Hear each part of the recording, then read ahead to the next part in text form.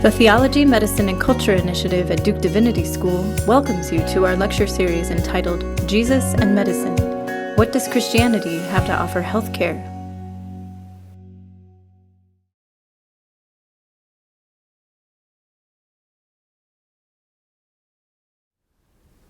Good afternoon.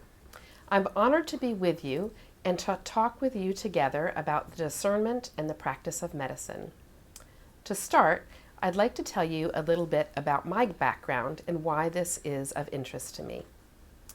I'm a family physician, and the bulk of my career has been dedicated to maternal and child health. After completing clinical and public health training, I spent almost a decade working in Nepal. It was beautiful and life-changing, but also challenging and hard. A sense of calling and vocation is important in many contexts, but seems particularly an issue of discussion in missions. When we are making bold decisions, like moving across the world, we want to be able to hear what God might have to say on the matter. And when things were tough in Nepal, faced with situations of loss and poverty and civil unrest, I needed to hear God all the more. Because of this, I sought training in spiritual direction through the Jesuits. The Jesuits are a Catholic order founded by St. Ignatius of Loyola. Some of their most basic tenets include practices to aid in discernment and recognizing God in all things. So now, alongside my work at the University of North Carolina in Chapel Hill in family medicine, I serve as affiliate faculty with the Theology, Medicine, and Culture Initiative, focused on the spiritual formation part of the TMC Fellowship. This work has been deeply meaningful, and in many ways I have been able to practice and share what I have learned through years of study, prayer, and reflection. I'd like to begin by considering two photos.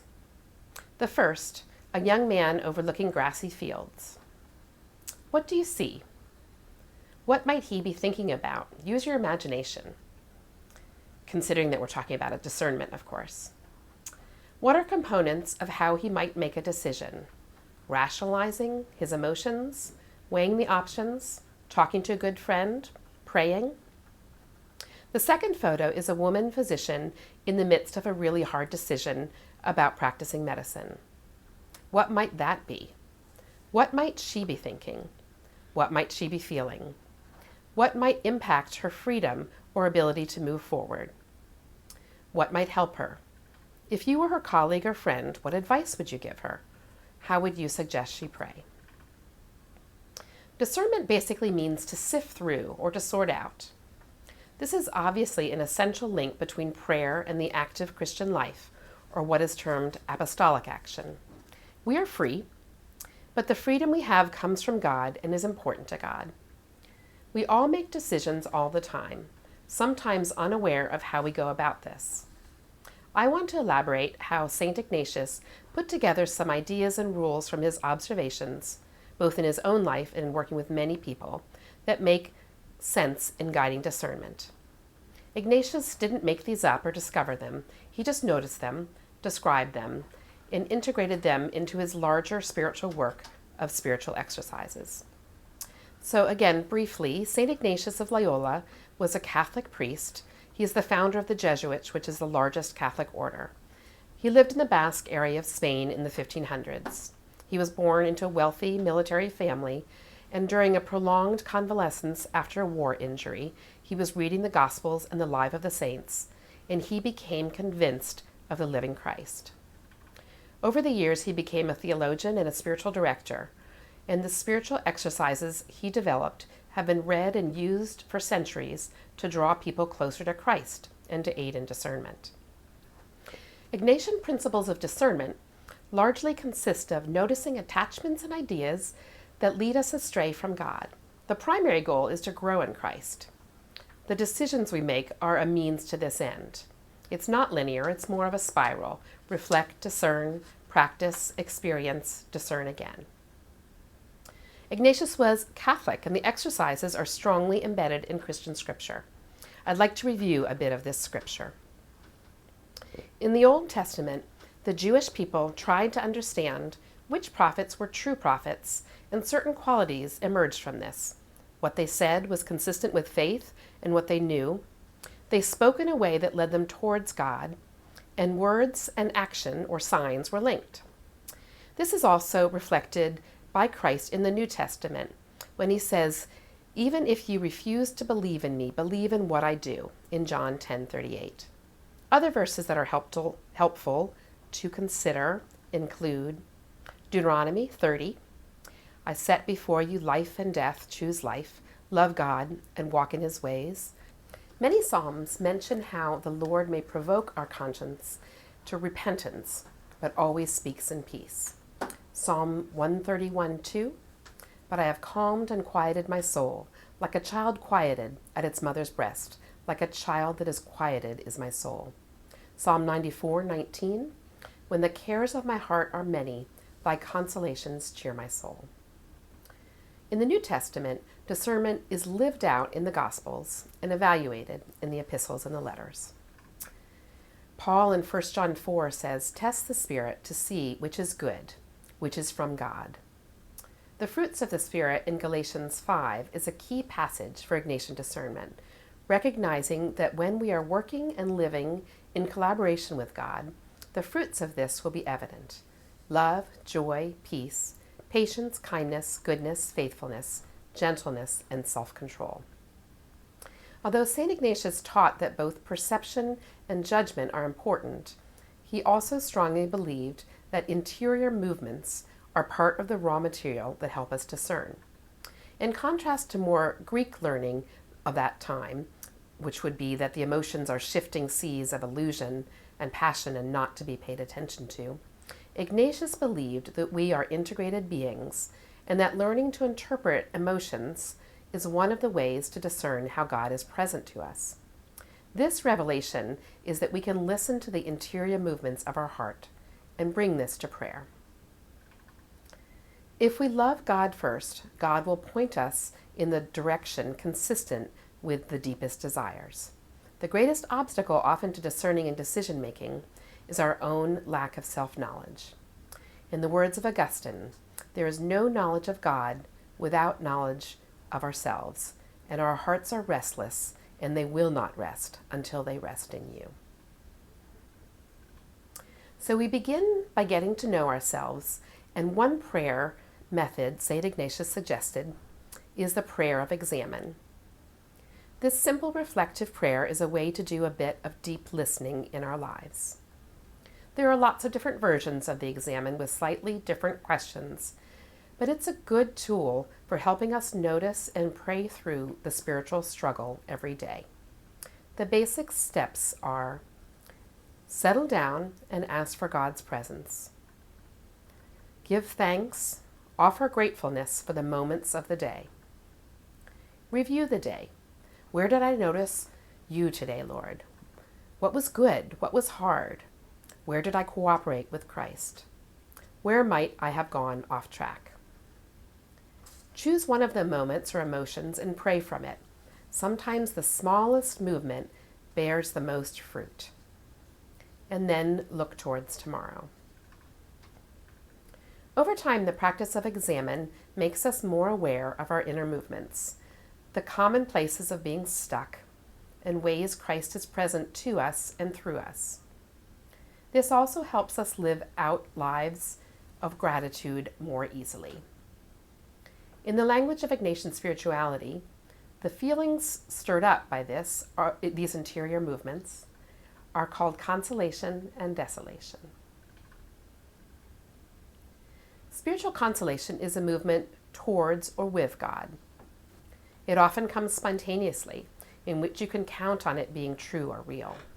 But sometimes it's in response to something we've experienced or are thinking about. Spiritual consolation generates a deep sense of gratitude for God's faithfulness, mercy, and companionship in our life. We often feel more alive and connected to God, and it represents a movement towards God. Spiritual desolation, in contrast, is an experience of the soul in darkness or turmoil. We have doubts, we're bombarded by temptations, we're mired in preoccupations, feeling lethargic or ascetic. We might feel cut off from others or choose to isolate ourselves. Such feelings, in Ignatius's words, move one towards a lack of faith and leave one without hope. Feelings of hate, humiliation, and futility are not from God. They move us away from God. Desolation is not from God, but God can use desolation. Sometimes desolation is fertile soil for God to interact with us. The key question is, where is the movement coming from, and does it lead me towards God or away from God? Spiritual consolation does not always mean flowers and sunshine. Spiritual desolation does not always mean sadness. Times of human suffering, which might be interpreted as desolation, can be moments of grace and deep intimacy with God.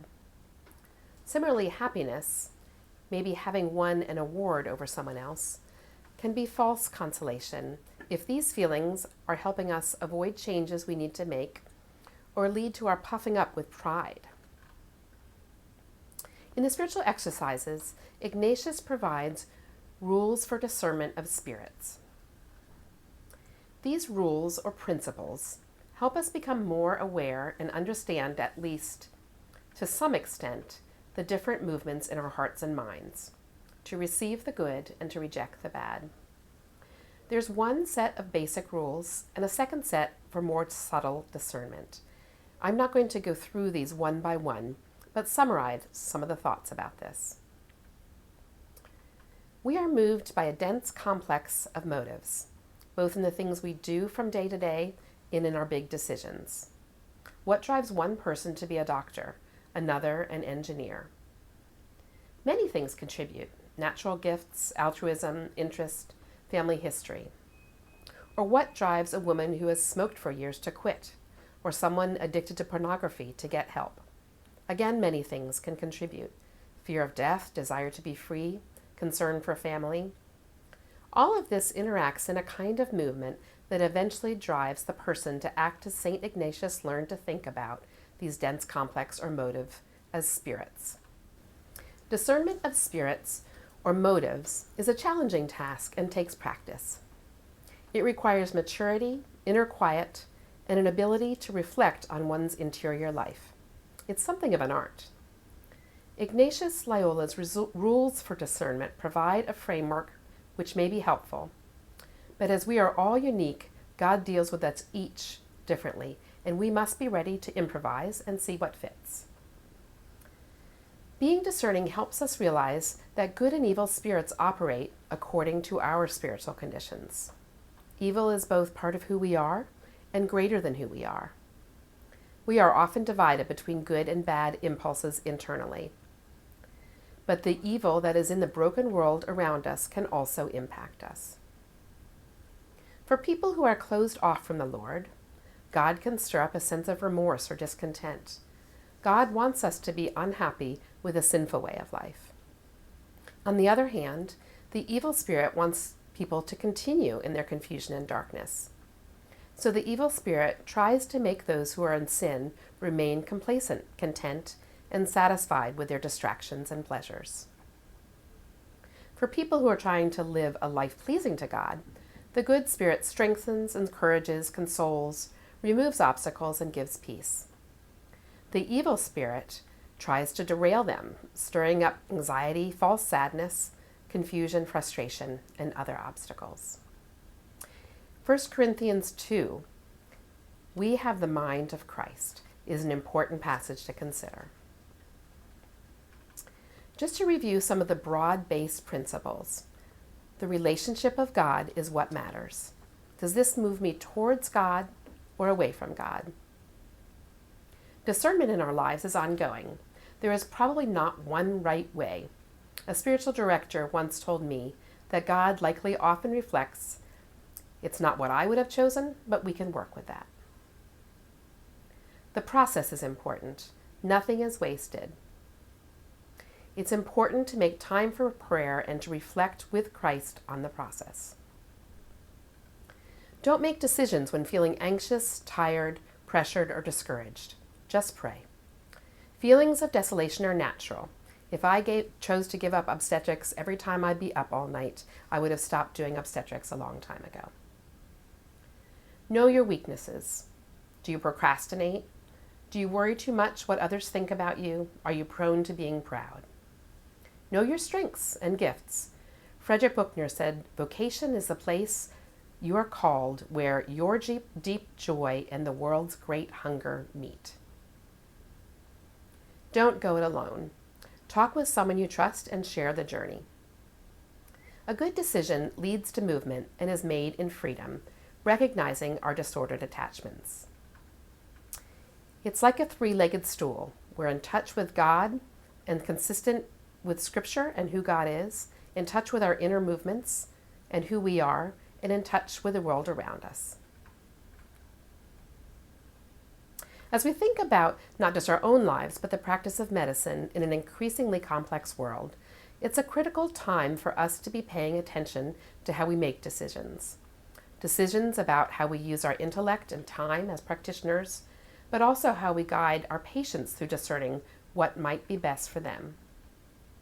We continue to stretch the limits of what's medically possible, extending biological life by increasingly invasive procedures and therapies, creating ethically complex possibilities in reproduction with genetic manipulation and cancer research, just to name a few areas.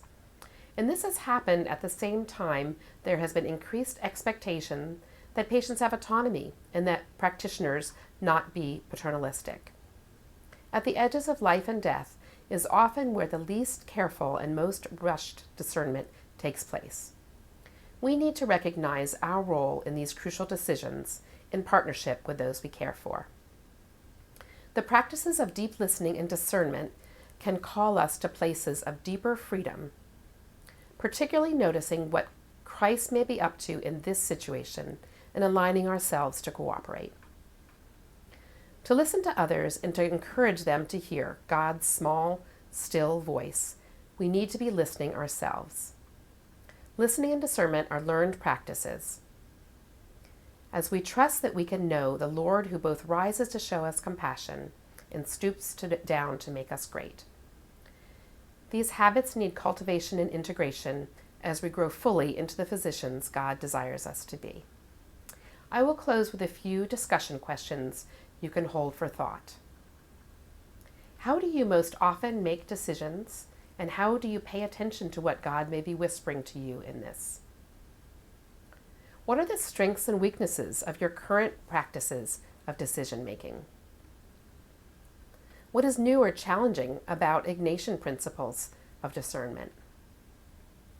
In what ways might this be helpful to you in your patients now or in the future? What additional practices might help you to grow in discernment?